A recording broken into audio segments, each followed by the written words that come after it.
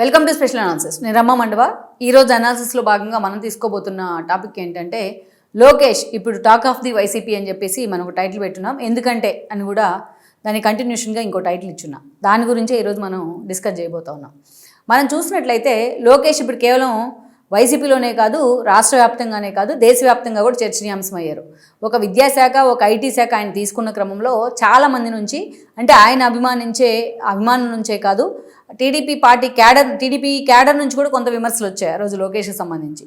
గతంలో మనం చూసినట్లయితే 2014 సమయంలో లోకేష్ ఫస్ట్ పార్టీతో అంటిపెట్టుకుని ఉండేవాళ్ళు. ఆయన ప్రధాన కార్యదర్శిగా, అదేవిధంగా కార్యకర్తల సంక్షేమ నిధి ఏర్పాటు చేయడం దగ్గర నుంచి వాళ్ళకి ఇన్సూరెన్స్ చేయించడం దాకా, కార్యకర్తలను ఆదుకోవడం దాకా ఆయన ఫోకస్ పెట్టేవాళ్ళు. అలా పార్టీకి బ్యాక్ బోన్గా నిలబడేవాళ్ళు.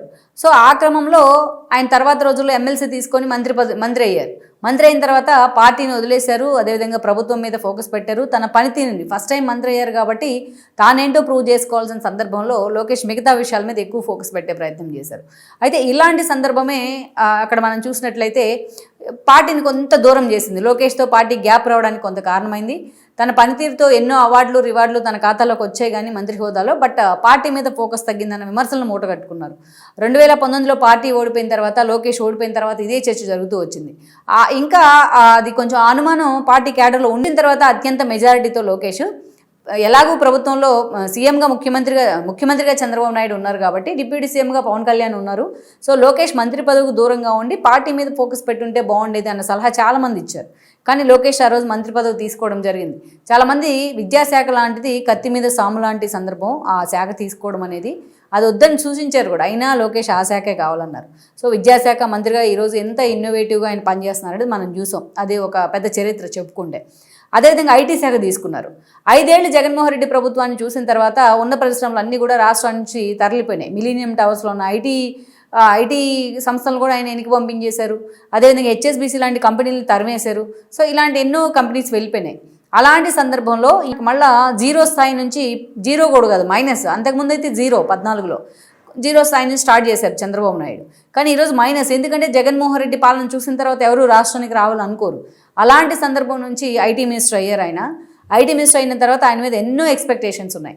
ఈరోజు రీచ్ అయ్యే విధంగా ఏ స్థాయిలో పనిచేస్తున్నారు అనేది ఒక Google AI data centre Vizag రావడం మీద మనం అక్కడ జరిగిన డిబేట్ కానీ, ఆయన పెట్టిన ఎఫర్ట్ కానీ, ఆ తర్వాత పరిణామాలు కానీ, రాష్ట్రం అంతా ప్రపంచమంతా ఆయన గురించి చర్చించుకుంటున్న విషయం కానీ మనం చూస్తూ ఉన్నాం. ఇక్కడే మనకు అర్థమవుతోంది.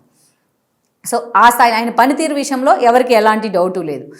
అటు విద్యాశాఖ విషయంలో కొంత ఇన్నోవేటివ్, ఏదైతే అటు ప్రతి స్టూడెంట్ని ప్రతి విషయంలో ఆయన ఇన్వాల్వ్ చేస్తున్న పరిస్థితి కానీ, అటు నోటిఫికేషన్ జాబ్ క్యాలెండర్ రూపంలో డేసీ నోటిఫికేషన్స్ కానీ, జాబ్స్ వాళ్ళ ఆయన చేతుల మీదుగా ఇచ్చే ప్రయత్నం చేయడం కానీ, ఆ తర్వాత నియామక పత్రాలు, ఆ తర్వాత మనం చూస్తే గత ప్రభుత్వం హయాంలో జరిగిన గ్రూప్ టూ ఎగ్జామ్స్ విషయంలో పూర్తి స్థాయిలో ఏదైతే అవినీతి ఆరోపణలు వచ్చిన క్రమంలో వాటిని కరెక్ట్ చేసే ప్రయత్నం కానీ, కేసులు నమోదు చేయడం కానీ, ఇక అక్కడి నుంచి మనం చూస్తే పేరెంట్ టీచర్స్ మీటింగ్లో ఆయన ఇన్వాల్వ్ అవ్వడం కానీ, ఏదైతే మోహన్ బాబు యూనివర్సిటీకి సంబంధించి అవకతవకలు జరిగితే వెనక ముందు ఆలోచన చేయకుండా విద్యాశాఖ కమిషన్తో కమిటీని ఏర్పాటు చేయడం కానీ, సో ఇలాంటి ఎన్నో చూస్తూ ఉన్నాం. ఇక వీసీల విషయంలో రాష్ట్రాన్ని ఒక ఆట ఆడుకున్నారు జగన్మోహన్ రెడ్డి, విశ్వవిద్యాలయాలని ఎస్పెషల్లీ. అలాంటి విశ్వవిద్యాలయాల్లో వీసీ నియామకాల విషయంలో కూడా లోకేష్ ఏ స్థాయిలో ఫోకస్ పెట్టారో మనం చూస్తూ ఉన్నాం. ఇవన్నీ విద్యాశాఖ విషయంలో ఆయన పనితీరు ఇంకా చాలా ఉన్నాయి చెప్పుకోవాలంటే. బట్ వేరేజ్ ఐటీ మినిస్టర్గా మిగతా సంస్థల గురించి నేను మాట్లాడలా. ఒక గూగుల్ ఏఐ డేటా సెంటర్ విషయంలో 13 నెలల పాటు తాను పడిన కష్టాన్ని లోకేష్ ఎన్నోసార్లు వివరించే ప్రయత్నం చేస్తూ ఉన్నారు. అది అయిపోయిన వెంటనే ఆస్ట్రేలియాకి వెళ్ళారు. అది అయిపోయిన వెంటనే మొంతా తుఫాన్ మీద ఫోకస్ పెట్టారు. అది అయిపోయిన వెంటనే మళ్ళీ లండన్ పరిగెత్తారు. సిఏఏ సదస్సుకు పెట్టుబడులు తీసుకురావడం కోసం తన తండ్రితో కూడా పోటీ పడ్డారు ఆయన. దెన్ సిఐఏ సదస్సు జరిగింది. ఏ స్థాయిలో ఎంఓయూలు కుదుర్చుకున్నారు మనకు తెలిసిందే. రాబోయే 1 ఇయర్లో ఒక 120 ట్రిలియన్ పెట్టుబడులు రావాలి రాష్ట్రానికి అని చెప్పేసి కూడా ఒక టార్గెట్ పెట్టుకున్నారు ఆయన. ఆ టార్గెట్ దిశగా ఆయన పనిచేస్తూ ఉన్నారు. సో ఇదంతా ఒక చర్చ అయితే, డిఫరెంట్గా పార్టీ పరంగా కూడా ఒక చర్చ జరుగుతోంది లోకేష్ గురించి. ఈ చర్చ సరే, రాష్ట్రానికి పెట్టుబడులు తీసుకొస్తా ఉన్నారు, ఫోకస్ పెడతా ఉన్నారు, మంత్రిగా తన పనితీరు అద్భుతమని ప్రశంసలు అందుకుంటా ఉన్నారు. నేషనల్ మీడియా కూడా ఆయన ఫోకస్ చేస్తూ ఉంది. ఇదంతా ఆబ్వియస్లీ అటు వైఎస్ఆర్సీపీ కూడా అబ్జర్వ్ చేస్తూనే ఉంది. సోషల్ మీడియాలో కూడా కొంత పాజిటివ్ చర్చ జరుగుతోంది దీని గురించి. ఇది ఒక అసలు వ్యాలిడ్ పాయింట్. ఇది ఎవరు ఫోకస్ చేయట్లా. వైసీపీ సోషల్ మీడియాలో కూడా మన కింద కొన్ని కమెంట్స్ చూస్తే లోకేష్ పనితీరు మీద చాలా సీరియస్ చర్చ జరుగుతోంది. సరే, ఇదంతా పక్కన పెట్టి మరి ఇంత ఫ్లోలో ఉన్నప్పుడు, ఇంత ఐటీ మినిస్టర్ హోదాలో, విద్యాశాఖ మినిస్టర్ హోదాలో ఫోకస్ పెట్టినప్పుడు మిగతా అంశాల మీద లోకేష్ పార్టీని వదిలేశారా, ఇక ఆ గాలికి వదిలేశారా అన్న చర్చ జరిగింది స్టార్టింగ్లో. కానీ ఇక్కడే ఇదే అంశం వైసీపీలో కూడా హాట్ టాపిక్ అవుతుంది. లోకేష్ ఎక్కడ పార్టీని వదిలేలా. ఇక్కడ మనం చూస్తే కొన్ని ఇష్యూస్ మీద, మైన్యూట్ థింగ్స్ మీద కూడా లోకేష్ ఫోకస్ పెడుతున్న తీరు ఈరోజు వైసీపీలో హాట్ టాపిక్ అవుతుంది. మనం చూసాం కళ్యాణదుర్గంలో మొన్న భక్త కనకదాస్ విగ్రహావిష్కరణ జరిగింది. నిజానికి ఆ విగ్రహావిష్కరణకు లోకేష్ వెళ్లాల్సిన అవసరం లేదు. కానీ లోకేష్ స్వయంగా అక్కడికి వెళ్ళారు, ప్రత్యక్షంగా ఆ విగ్రహావిష్కరణలో పాల్గొన్నారు. ఆ యాంగిల్లో చూస్తే జూనియర్ ఎన్టీఆర్ ఫ్యాన్స్లో తన మీద ఉన్న కోపాన్ని కొంత ఆ ఇంటెన్స్ని తగ్గించినట్టే అయింది అది. అంతేకాదు, అంటే ఒక వైబిలిటీ, ఎక్కడ ఏ అవకాశం ఉన్నా దాన్ని అలా వైబిలిటీగా తీసుకెళ్తున్నారు లోకేష్. ఇక కావ్య కృష్ణారెడ్డి ఎపిసోడ్ చూసాం. సుబ్బానాయుడు మరణం తర్వాత కావ్య కృష్ణారెడ్డి మీద ఏ స్థాయిలో సుబ్బానాయుడు అంచెలు తిరగబడ్డారు, ఆయన అక్కడికి వెళ్తే దశదిన కర్మ రోజున ఏ స్థాయిలో ఘొరావు చేశారు, కావ్య కృష్ణారెడ్డి కూడా ఆయన బతుకున్నప్పుడు ఏ స్థాయిలో ఆయన అనుచరుల మీద దాష్టీకం చూపించారనేది పార్టీని కూడా డ్యామేజ్ చేసింది. వైసీపీ నుంచి వచ్చిన కావ్యకు టికెట్ ఇచ్చిన కారణంగానే ఇలాంటి పరిస్థితి అన్న చర్చ జరిగింది. సో దానికి ఏ స్థాయిలో ప్రభుత్వం పార్టీ ఫోకస్ పెట్టినా అది కన్విన్స్ అవ్వట్లే అక్కడ క్యాడర్. అందుకనే స్వయంగా లోకేష్ వెళ్ళడం జరిగింది, ఆ ఫ్యామిలీకి భరోసా ఇచ్చారు. అదేవిధంగా ఆ ఫ్యామిలీకి ఏం కావాలన్నా తాను ఏ టైంలో అండగా ఉంటానని చెప్పారు. సుబ్బానాయుడుతో తనకున్న అనుభవాన్ని, పాదయాత్రతో తనతో తిరిగిన అనుభవాన్ని కూడా మినిట్ టు మినిట్ అక్కడ గుర్తు చేసుకునే ప్రయత్నం చేసి అక్కడ ఆయన వాళ్ళ మనసులను గెలుచుకున్నారు. ఆ ఫ్యామిలీ మనసుల్ని, ఆ కుటుంబ సభ్యుల మనసులను గెలుచుకున్నారు. తద్వారా ఆ క్యాడర్లోని ఆ కోపాన్ని కొంత నియంత్రించగలిగారు, కొంత ఆ ఇంటెన్స్ అయితే తగ్గించగలిగారు. సో ఇది ఒక ఎమోషనల్ బాండింగ్ పార్టీతో.